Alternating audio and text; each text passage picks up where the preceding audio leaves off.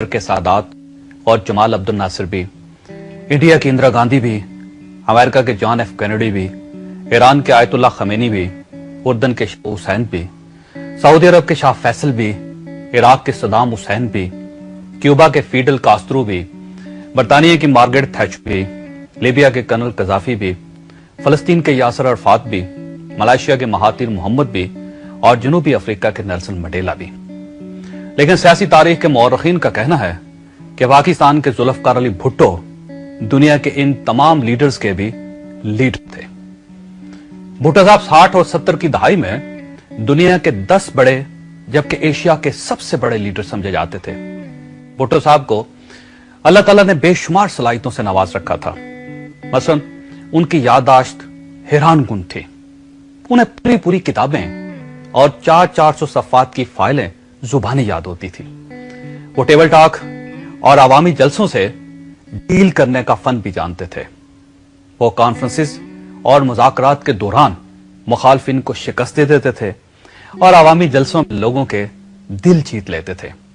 और वो बेइंतहा हाजिर जवाब भी थे। आप उनकी हाजिर जवाबी के 2 वाकयात मुलाहिजा कीजिए।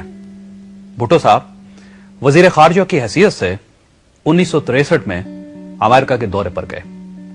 वहां सदर कैनेडी के साथ उनकी मुलाकात हुई। सदर कैनेडी भुट्टो साहब की जहानत से बेइंतहा मुतासर हुए और उन्होंने भुट्टो साहब से कहा, अगर आप अमेरिकन सिटीजन होते तो आप इस वक्त अमेरिका के वजीर होते। भुट्टो साहब ने फौरन जवाब दिया, सर मैं अगर अमेरिकन होता तो मैं अमेरिका का वजीर ना होता, अमेरिका का सदर होता। कैनेडी ने भुट्टो साहब से कहा, आप इस वक्त व्हाइट हाउस में हैं और व्हाइट हाउस दुनिया का पावर हेडक्वार्टर है।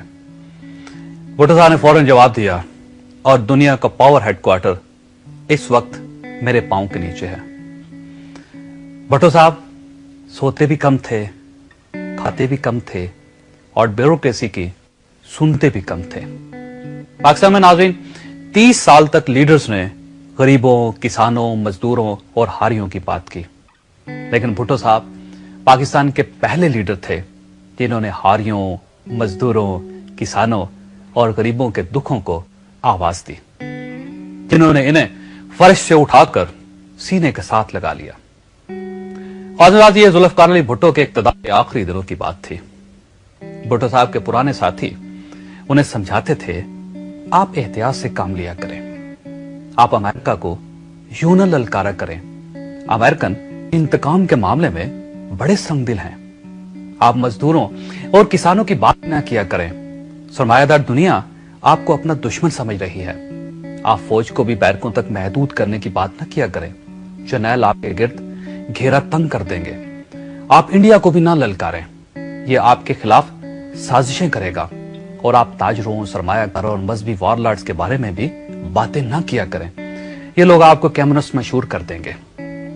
भुट्टो साहब के साथी ने कहते थे, आप जरा सी एहतियात कर लें, हालात के साथ जरा सा समझौता कर लें ताकि सिस्टम चलता रहे। लेकिन भुट्टो साहब अपने साथियों को हमेशा ये जवाब देते थे कि मेरा दिल भी मुझे हालात के साथ समझौता करने के मशवरे देता रहता है। मैं भी चाहता हूं अमेरिका के मामले में, सरमायादारों के मामले में, फौज के मामले में और मजहबी जनूनियों के मामले में एहतियात किया करो।